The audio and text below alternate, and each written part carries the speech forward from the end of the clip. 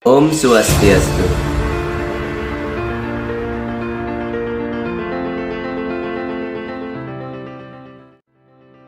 Dewa Siwa adalah sosok dewata yang paling populer di kalangan pemeluk teologi Hindu. Beliau dikenal sebagai sosok yang paling murah hati di dalam Trimurti. Bagi Siwaisme, Dewa Siwa adalah dewata tertinggi dan Tuhan yang Maha Esa itu sendiri. Hingga dalam perkembangannya Hindu di Nusantara sering disebut sebagai Siwa Siddhanta. Walaupun kita meyakini bahwa Trimurti tidak ada perbedaannya, namun ada sosok-sosok istadewata atau idola tertentu yang dikagumi dan dipuja sebagai Tuhan secara personal atau kelompok. Hal-hal semacam ini dalam teologi Weda sangat lumrah, karena pada tataran ini Weda menjelaskan hubungan pribadi pemuja dan yang dipuja. Setiap individu memiliki rasa atau mood yang keluar secara spontan sebagai persembahan. Karena itu, terkadang pilihan istadewatanya berbeda-beda. Bukan berarti Tuhan ada banyak, tetapi demi memberi karunia dan memenuhi keinginan pemujanya, Tuhan memilih bentuk-bentuk tertentu untuk hadir dan membantu kemajuan rohani serta keinsafan diri makhluk hidup. Dalam teologi Weda, Tuhan disebut Suhridam Sarwa Bhutanam, penolong yang mengharapkan kesejahteraan semua makhluk hidup. Dewa Siwa dalam melakukan lila atau kegiatan sucinya banyak tercantum dalam kitab-kitab Weda, khususnya di dalam Siwa Purana.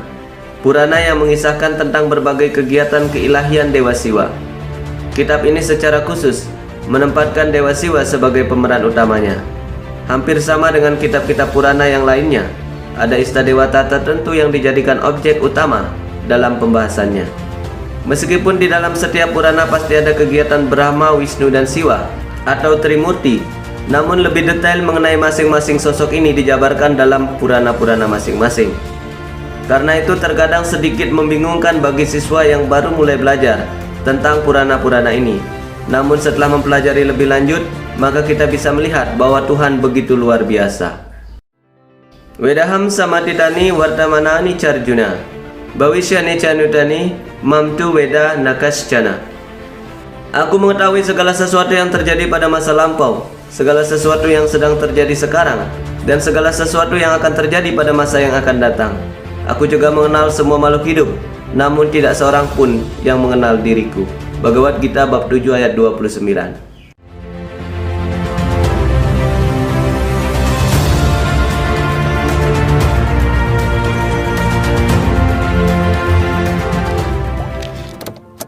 Om Awignamastu Namasidam, Om Anubadrah Katawayantu Wiswata. Semoga pikiran yang baik datang dari segala penjuru. Umat sedharma yang berbahagia, pada video kali ini kita akan mendengarkan bersama-sama bagaimana Dewa Siwa disebut sebagai Maheshwara. Kata Maheshwara berasal dari bahasa Sanskerta yang terdiri dari dua kata, yaitu Maha dan Iswara, yang artinya penguasa tertinggi. Bagaimanakah kisah khusus yang menjelaskan bahwa Dewa Siwa layak disebut sebagai penguasa tertinggi? Kisah ini bersumber dari Wideshwara Samhita bab ke-6 sampai bab ke-9. Dijelaskan Nandi Keswara menceritakan kisah tentang pertempuran hebat antara Dewa Brahma dan Dewa Wisnu. Suatu hari Dewa Wisnu sedang berbaring di atas ular Anantasesa di lautan penyebab, dilayani oleh Dewi Keberuntungan Laksmi Dewi. Dewa Brahma yang paling memahami Weda datang ke sana dan bertanya kepada Wisnu yang memiliki mata indah dan menawan yang sedang berbaring tersebut. Siapakah Anda yang berbaring di sana yang terlihat seperti bocah yang nakal walaupun telah melihat aku? Bangunlah, aku tuanmu, aku telah datang. Lakukanlah upacara penebusan dosa karena telah berperilaku seperti orang bodoh yang angkuh terhadap kunjungan orang tua yang terhormat. Mendengar hal itu, Sri Wisnu menjadi marah, namun tetap mengeluarkan bahasa yang santun. Oh Tuan, selamat datang, silakan duduk di tempat duduk itu. Mengapa wajahmu begitu gelisah dan kedua matamu nampak begitu serius? Oh Wisnu tersayang, ketahuilah aku datang dengan kecepatan waktu. Aku adalah yang paling berkuasa, aku adalah pelindung alam semesta. Kakek, oh Wisnu, akulah pelindungmu. Sri Wisnu kemudian menjawab, oh yang terkasih, seluruh alam semesta ada di dalam diriku.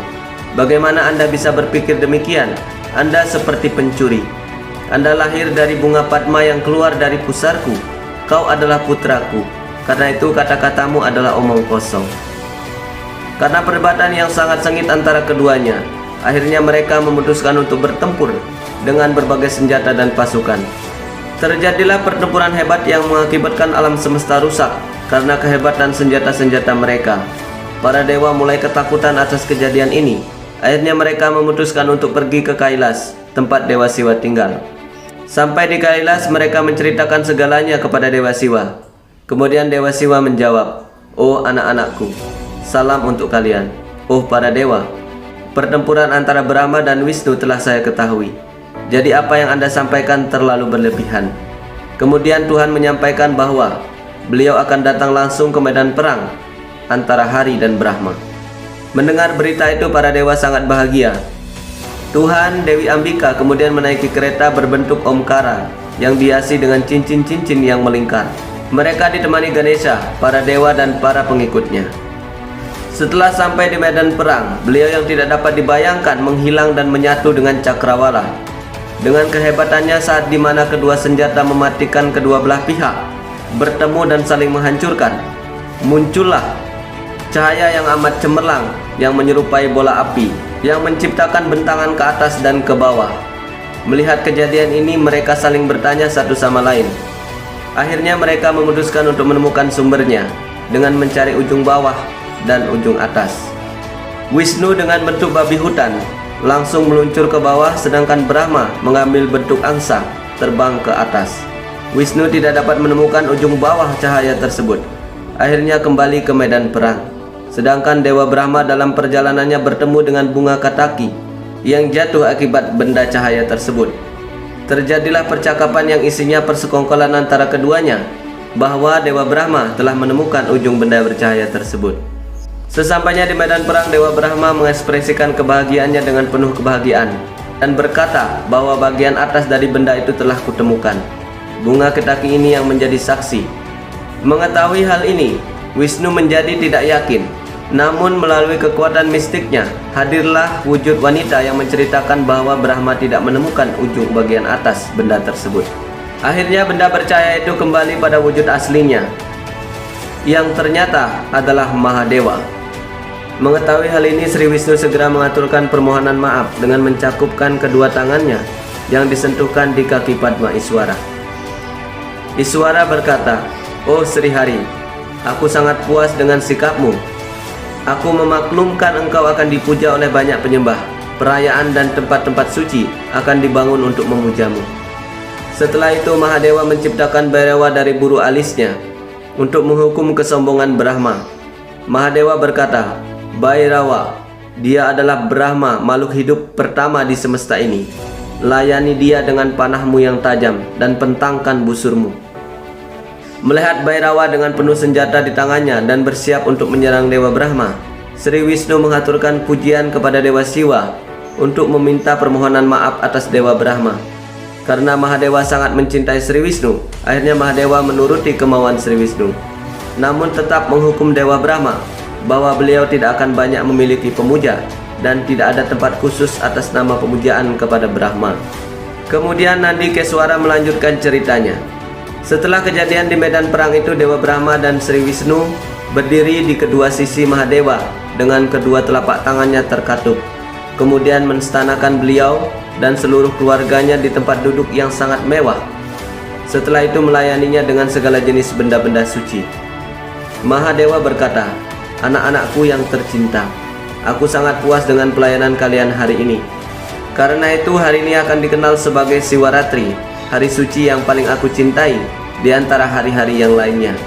Siapapun yang dengan ketulusan memujaku, dengan simbol lingga dianugerahi kemampuan untuk menciptakan dan mengurus alam semesta.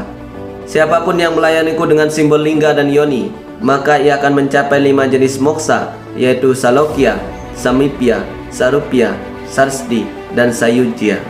Setelah memberikan berkat istimewa kepada Dewa Brahma dan Sri Wisnu, Maheshwara menerangkan kedudukannya yang sejati kepada mereka. Mahadewa berkata, "Aku memiliki 2 jenis aspek, aspek berwujud dan yang tidak berwujud. Hanya akulah Maheshwara atau penguasa yang tertinggi. Putraku, wujud cahaya yang amat menyilaukan yang telah engkau lihat adalah aspek tidak terwujud dariku atau Brahman. Sedangkan yang berwujud adalah Isa. Keduanya ada karena aku, tidak karena siapapun. Karena itu tidak ada lagi yang lebih berkuasa, termasuk kalian juga bukan disebut penguasa. Karena kesombongan kalian sehingga kalian menyebut diri kalian sebagai Isa, hingga harus melakukan pertempuran. Karena heran melihat kejadian itu, aku pun turun ke medan perang untuk memadamkan keributan kalian. Oh Brahma dan Wisnu, akulah Brahman. Kedua bentuk itu aku ciptakan karena aspek Isa. Tugasku adalah memberkati.